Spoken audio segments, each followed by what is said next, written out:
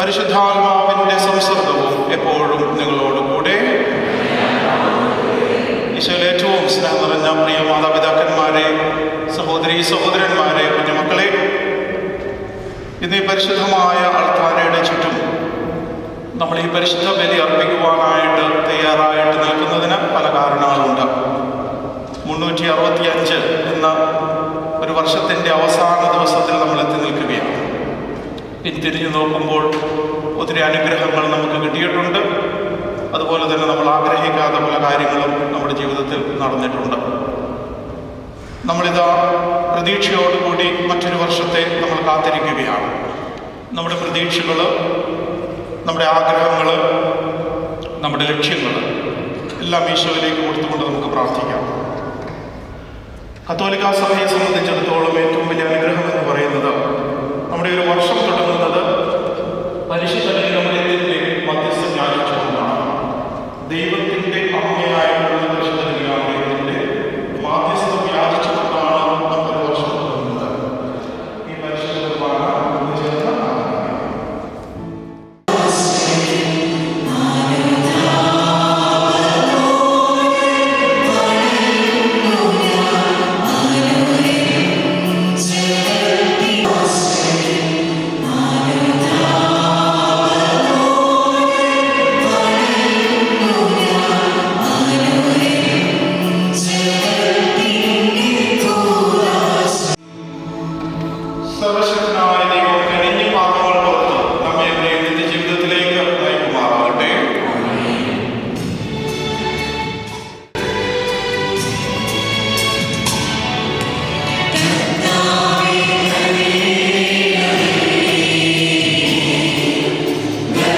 സംഖ്യയുടെ പുസ്തകത്തിൽ നിന്ന് കർത്താവ് മോശയോട് അരുൾ ചെയ്തു, അഹറോനോടും പുത്രന്മാരോടും പറയുക, നിങ്ങൾ ഇങ്ങനെ പറഞ്ഞ് ഇസ്രായേൽ ജനത്തെ അനുഗ്രഹിക്കണം.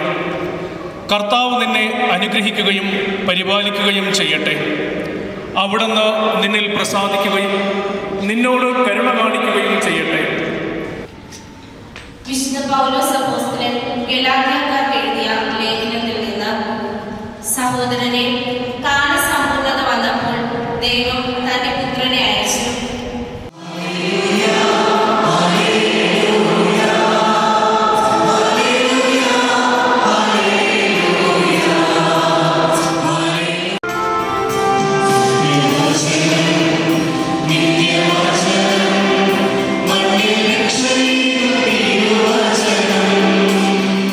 കർത്താവ് നിങ്ങളോട് കൂടെ. വിശുദ്ധ ലൂക്ക എഴുതിയ സുവിശേഷത്തിൽ നിന്നും. അക്കാലത്ത് ആട്ടിടയന്മാർ അതിവേഗം പോയി മറിയത്തെയും ജോസഫിനെയും പുൽത്തൊട്ടിയിൽ കിടക്കുന്ന ശിശുവിനെയും കണ്ടു. അനന്തരം ശിശുവിനെക്കുറിച്ച് തങ്ങളോട് പറഞ്ഞ കാര്യങ്ങൾ മറ്റുള്ളവരെ അവർ അറിയിച്ചു. അത് കേട്ടവരെല്ലാം ഇടയന്മാർ തങ്ങളോട് പറഞ്ഞ സംഗതികളെക്കുറിച്ച് അത്ഭുതപ്പെട്ടു. മറിയമാകട്ടെ ഇവയെല്ലാം ഹൃദയത്തിൽ സംഗ്രഹിച്ച് ഗാഠമായി ചിന്തിച്ചുകൊണ്ടിരുന്നു. തങ്ങളോട് പറയപ്പെട്ടതുപോലെ കാണുകയും കേൾക്കുകയും ചെയ്ത സകല കാര്യങ്ങളെയും കുറിച്ച് ദൈവത്തെ മഹത്വപ്പെടുത്തുകയും സ്തുതിക്കുകയും ചെയ്തുകൊണ്ട് ആ ഇടയന്മാർ തിരിച്ചുപോയി. ശിശുവിൻ്റെ പരിച്ഛേദനത്തിനുള്ള 8-ാം ദിവസമായപ്പോൾ അവൻ ഗർഭത്തിൽ ഉരുവാകുന്നതിനു മുൻപ് ദൂതൻ നിർദ്ദേശിച്ച ഈശോ എന്ന പേര് അവന് നൽകി. കർത്താവിൻ്റെ സുവിശേഷം.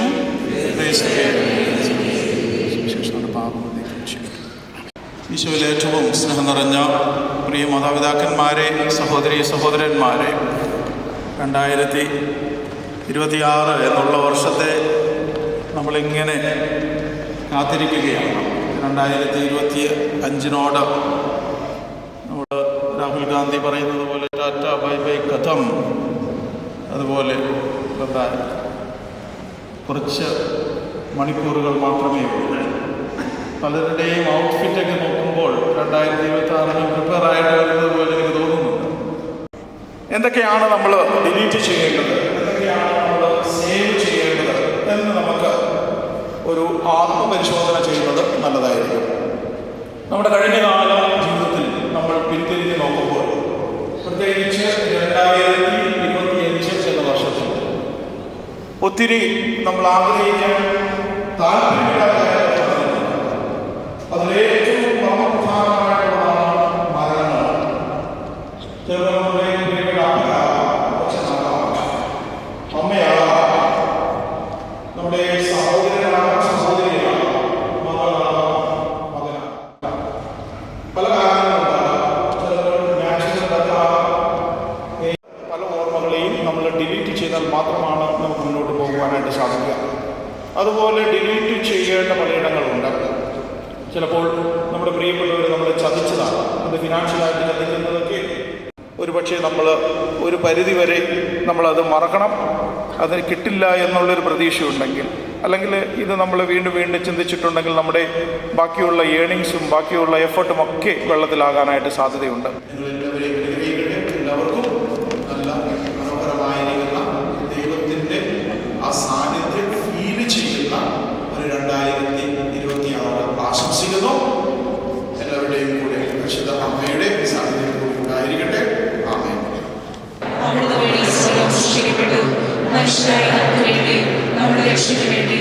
പ്രത്യുത്തരമായി കർത്താവേ, ഞങ്ങളുടെ പ്രാർത്ഥന കേൾക്കണമേ എന്ന് ഏറ്റുചൊല്ലാം. കാലിത്തൊഴുത്തിൽ പിറന്നു വീണ ഉണ്ണിയേശുവേ, അമ്മയുടെ മാതൃത്വത്തിൽ സഭാതനയരോ ഓരോരുത്തരും സഭയുടെ പിതാവ് പരിശുദ്ധ ലിയോ 14 പാപ്പയെയും രൂപതയുടെ അധ്യക്ഷനായ ആൽദോ പിതാവിനെയും എല്ലാ പുരോഹിതരും തിരുഹിതം നിറവേറ്റുന്നവരാകാൻ ശക്തിപ്പെടുത്തണമേ എന്ന് പ്രാർത്ഥിക്കുന്നു.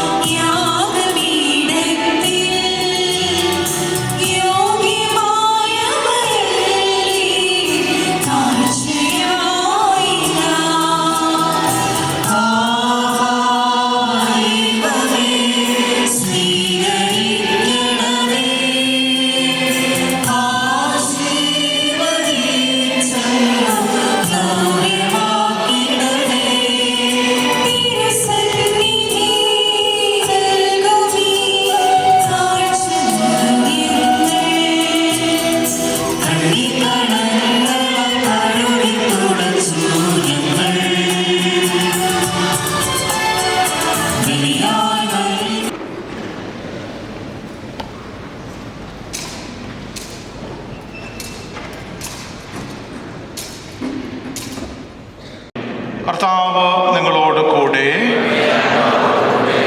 ഹൃദയങ്ങൾ ഉയർത്തുവിൻ. നമ്മുടെ കർത്താവായ ദൈവത്തിന് നന്ദി പ്രകാശിപ്പിക്കാം.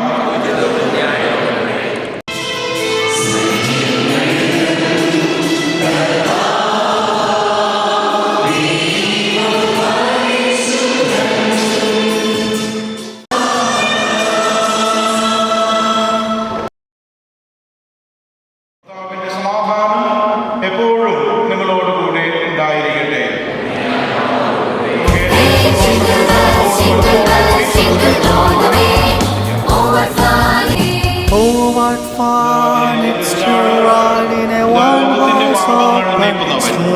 ദിവ്യകുഞ്ഞാടിന്റെ വിരുന്നിന് ക്ഷണിക്കപ്പെട്ടിരിക്കുന്ന നാം എത്രയോ ഭാഗ്യവാന്മാർ.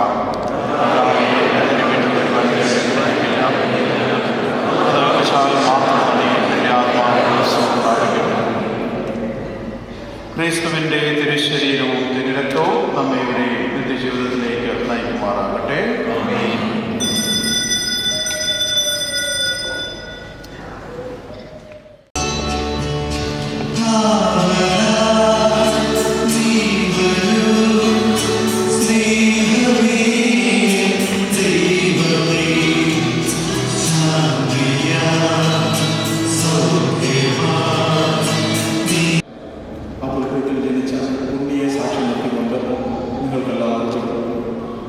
ഈശോയുടെ സാന്നിധ്യം നിറഞ്ഞ ഒരു 2026 നേരുന്നു.